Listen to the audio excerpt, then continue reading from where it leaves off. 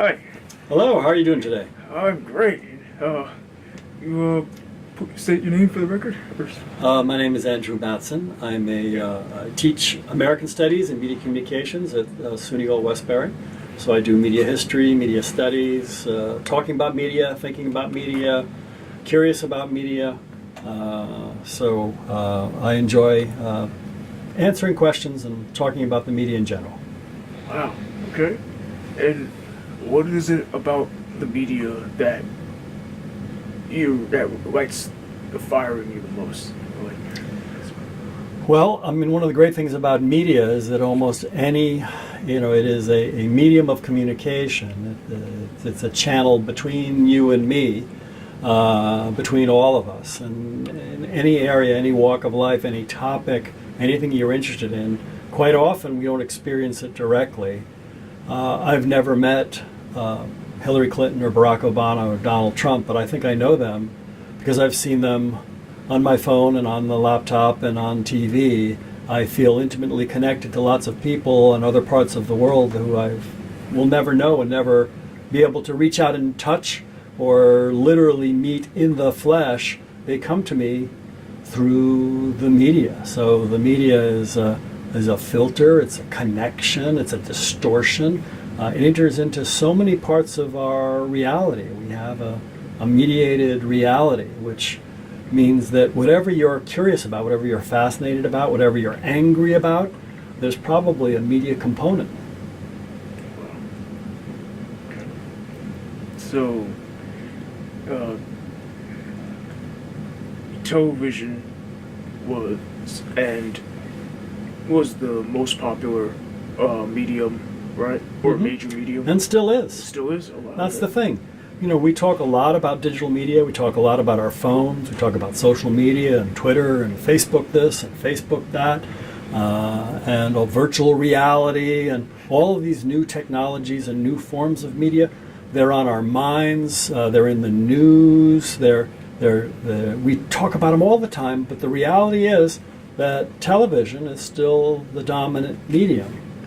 Now, television is changing because of all these new digital technologies, and television today is not the television of the 1980s when cable TV was born. It's not the 1960s television of the networks. So television changes.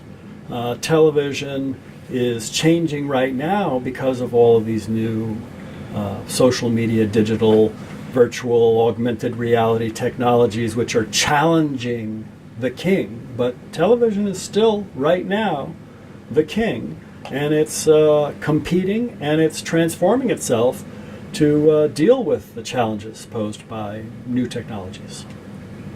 Do you still have cable? Yeah. We could absolutely have, joined the cord-cutting revolution. That's the phrase that people use for people who've given up their cable subscription and now just have an internet connection. I would do that as an individual, but I'm a family person with teenagers in the house, and there are still reasons to have a very expensive cable package. Now, in my household, we can afford cable. I'm very lucky.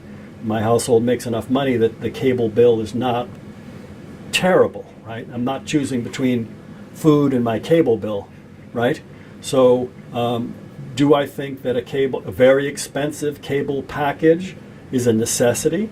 Increasingly, it's an unnecessary luxury. That said, the cable industry and the very creative networks are seeking to up their game to try to convince us to keep those packages.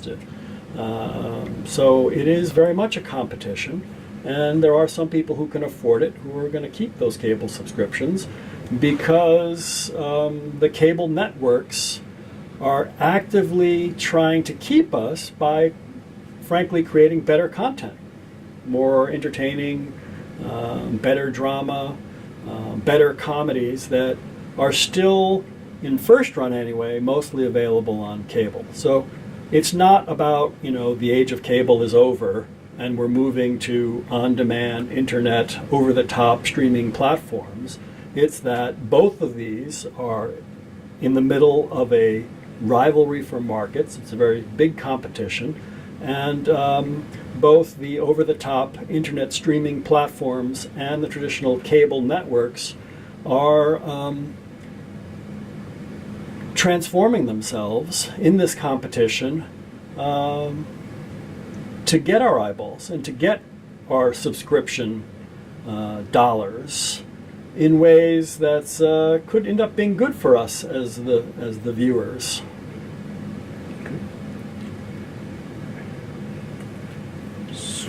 So, as someone who works in the media world, why in the last couple of years has our media consumption moved to streaming sites? Okay, so when the streaming platforms begin, if we're thinking about things like Hulu and Netflix and services like Roku and the like, they began as middle people, as distributors of content. They didn't create their own content. They entered into contracts with the big entertainment corporations and production companies to distribute their content. So they were buying television content and movie content created by Hollywood or other big entertainment corporations, and then offering that on these streams for a subscription price, so the subscription model. And they developed an audience, but what changed recently in the past 3-4 years is that with the initial success of these streaming platforms like Netflix, became a threat to the cable networks and the Hollywood production companies and the movie business, who started to not let the streaming services have their content. So they were cutting off the supply of content to the streaming platforms. So the streaming platforms, if they lost their supply of content, no one would watch them. So they either had to pay more money to the production corporations, which would force the streaming platforms to raise their subscription price, or they had to go into the production business themselves. So the big shift, which leads to this popularity of the streaming platforms that you asked about, is when the streaming platforms decide that instead of just being a middle person distribution of other people's content, that they were going to create their own content. So Netflix starts to create content. Hulu starts to create content. Amazon is creating content. Apple is creating content.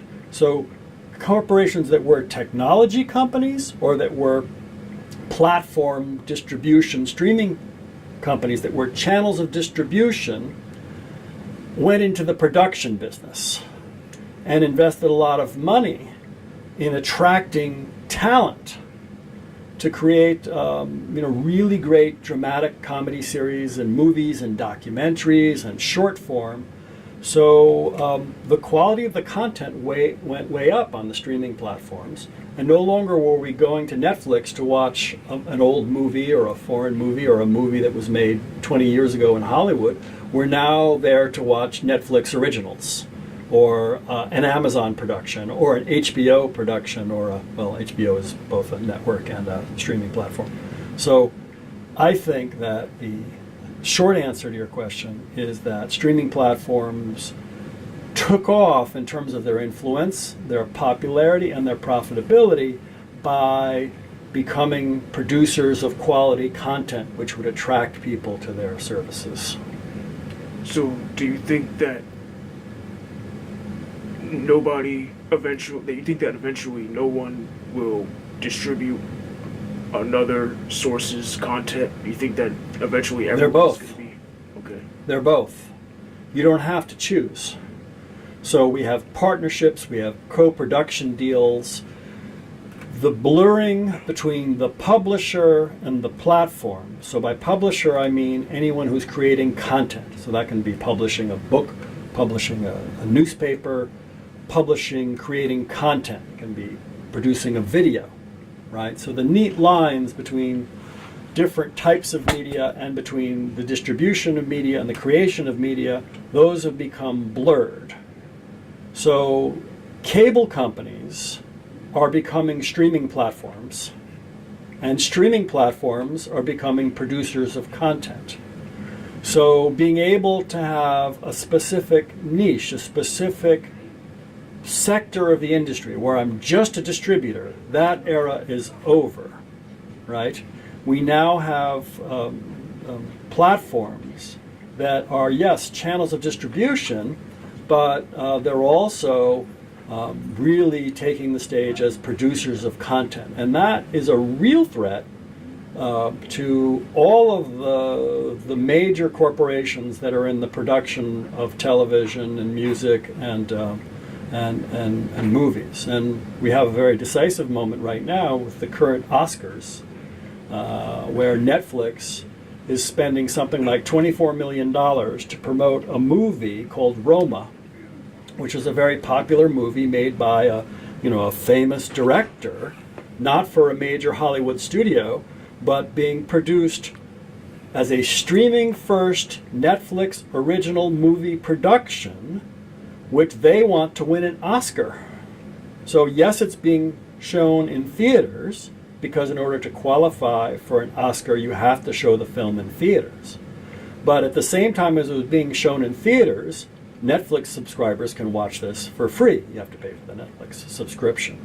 So Netflix idea is that they're going to put all of $24 million to promote, not to make the movie, to promote the Oscar candidacy. That's a major advertising campaign and interviews and all this stuff, so that they can have a prestige production to attract talent. Because now they want the best writers, they want the best showrunners, they want the best directors to think about them first, not HBO, not Showtime, not Sony Pictures, not traditional Hollywood companies.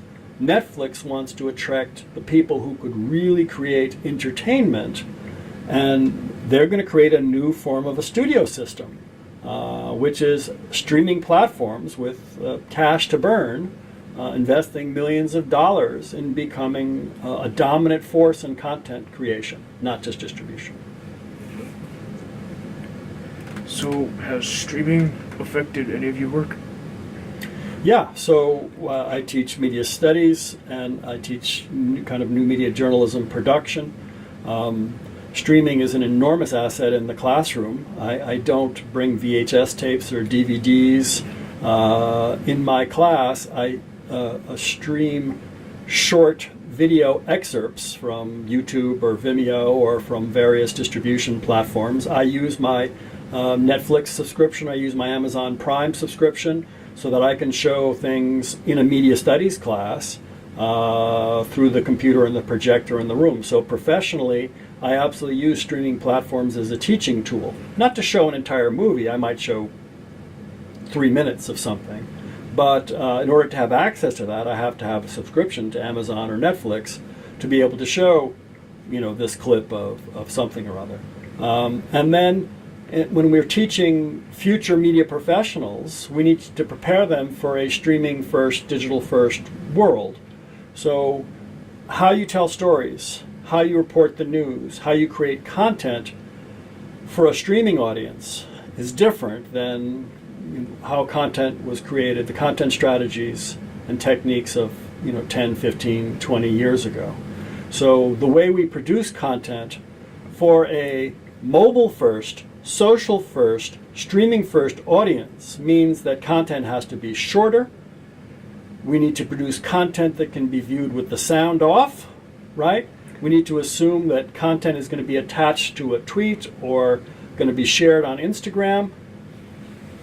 Once we get beyond talking about the difference between cable as a platform and streaming platforms, then we have to recognize that there are people who are neither watching cable television nor watching Netflix. What they're doing is they are engaging with media through gaming systems and gaming platforms, that they're watching their media on their phones. And they don't care how it's coming to them, whether it's coming to them attached to some kind of social media content, or it's on a chat platform coming to them through WhatsApp or Line, or it's on Reddit. Short video is the dominant viral medium of today.